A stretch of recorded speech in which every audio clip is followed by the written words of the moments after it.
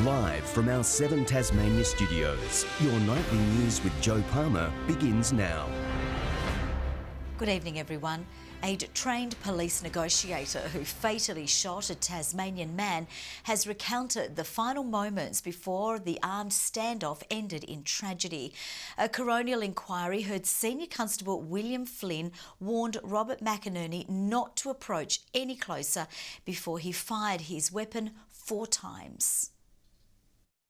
It was on this Cooey street where one life ended and others were forever changed. Today, officers, including the man who fired the fatal shots, gave their evidence of what happened on the night of May 24, 2016. Senior Constable William Flynn told the inquest Robert McInerney was armed with knives when police arrived. He'd also been warned the caller was suicidal. The officer introduced himself, saying, "My name is Will, I'm a negotiator with police. We're here to help." But soon after, Mr McInerney threw the knives at officers. He fled behind a block of units into a backyard. The inquest heard more negotiation attempts were made, but Mr McInerney charged towards officers with another knife. Capsicum spray was used unsuccessfully. When he was just metres away, Senior Constable Flynn fired his weapon 4 times. He later told professional standards of his final warning, "Robert, don't move. I am armed and I will shoot you." After he fell to the ground, police officers performed first aid on Robert McInerney. They asked him how much he'd had to drink that day. He complained about being cold. He later died in hospital. What we just ask is the public to understand the stress and anxiety caused on the police officer directly involved and also the other officers that attended the scene. This has been a 3-year journey for them, and it's not just something that they're dealing with this week. If you or someone you know needs help, you can call Lifeline on 13 11 14. Sean McComish, 7 Tasmania News. In a shock for the Tasmanian fish farming industry, local salmon has been linked to 2 Listeria deaths interstate. A total of 3 cases have now emerged, triggering a warning from federal health authorities. For more, our reporter Michelle Wisby joins us live. Michelle, good evening. What salmon products are involved and what should we be looking out for? Joe, the Listeria cases have been linked to smoked salmon, but authorities haven't revealed what brand is involved. The Federal Health Department says 3 incidents were reported in Victoria, Queensland and New South Wales between February and June. All occurred in people aged over 70 who had pre-existing conditions that made them extra vulnerable. 2 of those people have since died. The state government has confirmed it was Tasmanian salmon involved. I'm advised that the investigations have determined that there have been no breaches of national health standards by Tasmanian companies, and obviously these matters will be further investigated. The 3 big salmon companies say they're not aware of any links to their products. Health authorities say there are no recalls due to these cases. But Joe, they are issuing a general warning for vulnerable people to be careful about the types of food they eat. Okay, thank you very much for that report. Michelle Wisby joining us there.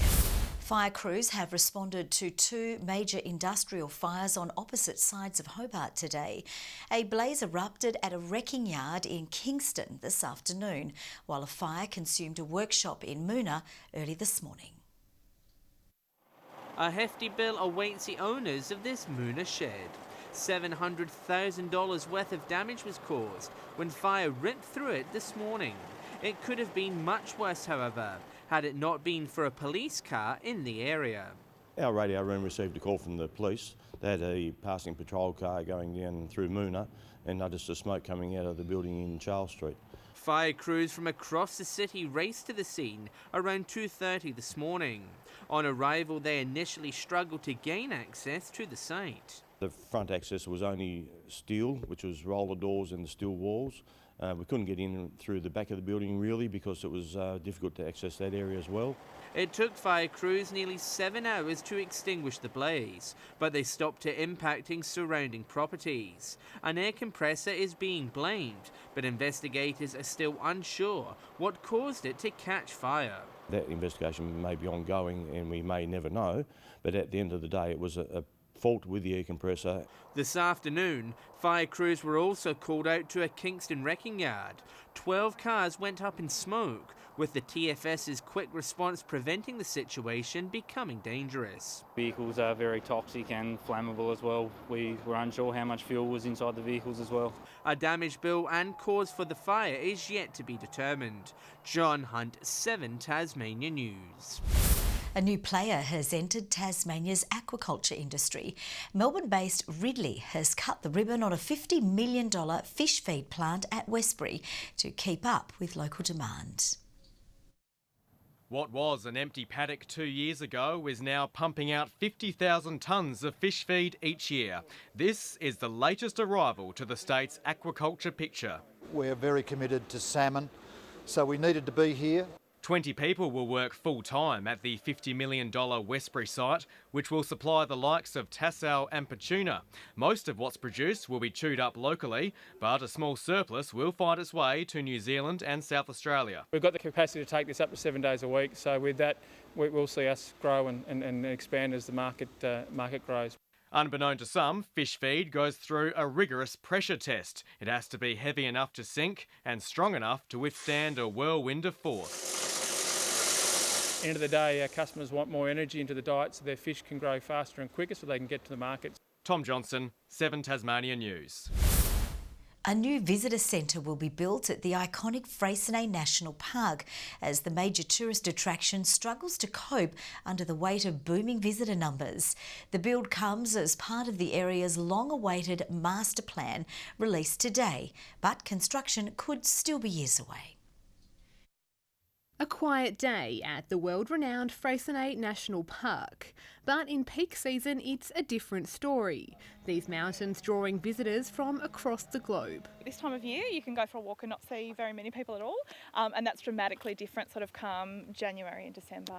So what the plan does for us is flags those key pieces of infrastructure that need to happen here. The long-awaited 10-year Freycinet Peninsula Master Plan released today, mapping out the future of the site.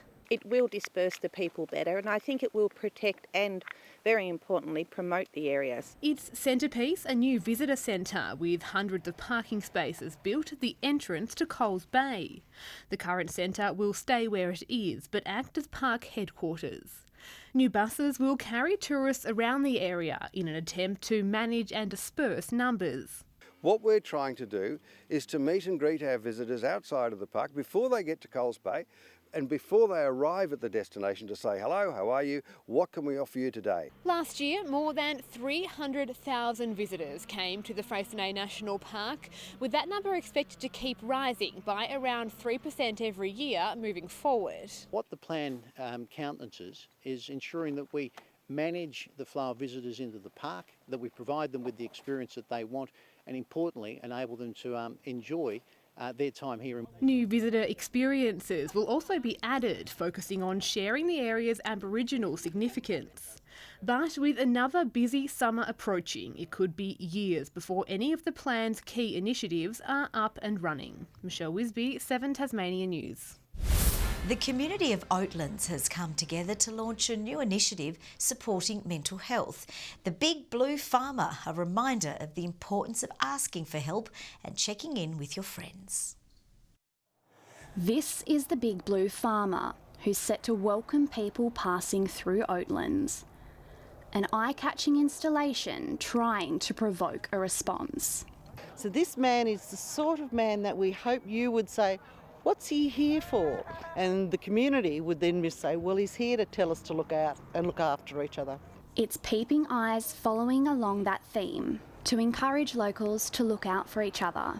Rural communities like Oatlands facing increasing prevalence of mental health issues. It's a reminder of how important mental health and emotional well-being is, and just reminds everyone that it's a whole of community approach is required to ensure that we are all keeping well.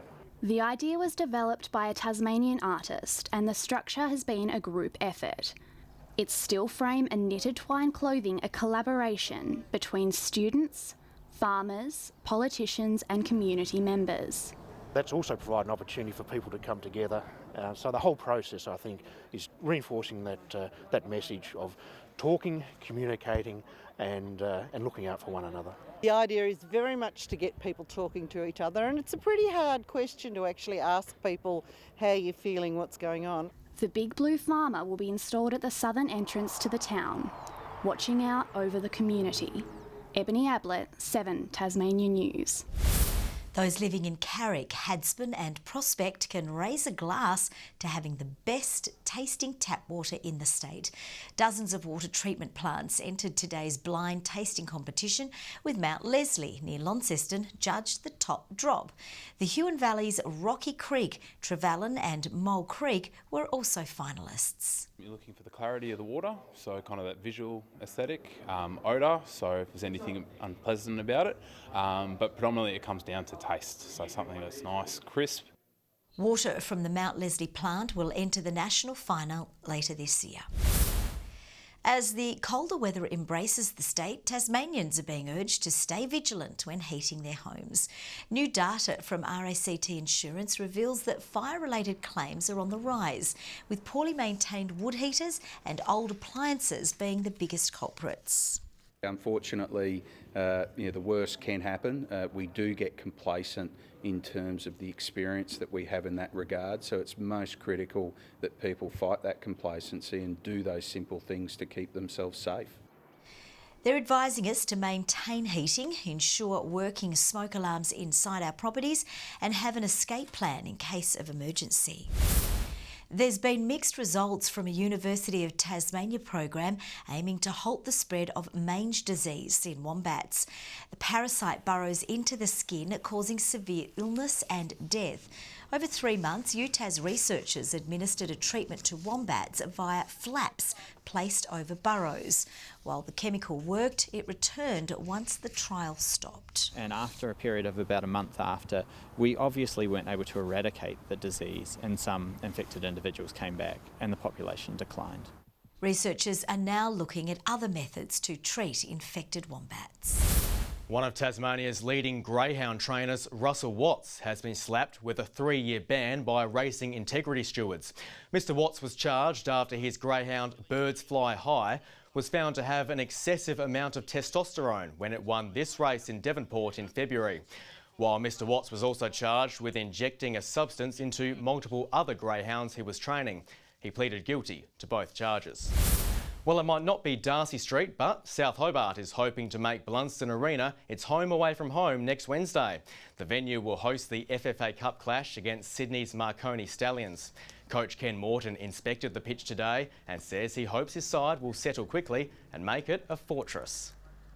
It's not a home ground advantage for us, but we would like to make it that way, so it'd be nice to get off to a cracking start here and get the crowd behind us. South Hobart previously made the Cup in 2014 and 2015, losing both times on penalties. Good evening. Temperatures range from Mount Wellington's -4 to the high today of 15 at Campania. Hobart and Launceston 12 degrees, Burnie 14, Devonport 13. A few showers in the west made their way over the north today, mostly cloudy elsewhere. King Island and Grove 14, Flinders Island, St Helens, Friendly Beaches, Ouse and Strawn 13, Low Head 12 and Lyawini 7. High level cloud crossed the state this morning, mid to low level cloud over the west gradually moved eastwards as well. More sits over Victoria and southern South Australia. High cloud clips northern WA with another over the southwest. And apart from northern Queensland, the rest of the country free of cloud. Tomorrow, a high positions over New South Wales, directing a northwesterly stream our way. The cold front will cross the Bight quickly to be near our west coast by the end of the day.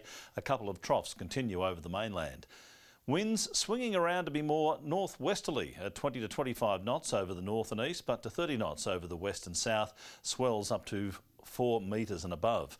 A strong wind warning from Tasman Island to Stanley exists, and also from Cape Portland to St Helens Point, a small craft wind alert for the lakes. Also a minor flood warning for the Meander and North Esk rivers and a flood watch for the Derwent Basin. Hobart a top of 16 tomorrow and partly cloudy, 15 the high for Cygnet, bit of cloud for Norfolk, 15 the top later. 15 the high also for Launceston and Devonport with a shower or two developing, 14 the top for Campbelltown. Burnie, showers developing, 14 the high. Same for Strawn, Smithton as well, 14 degrees.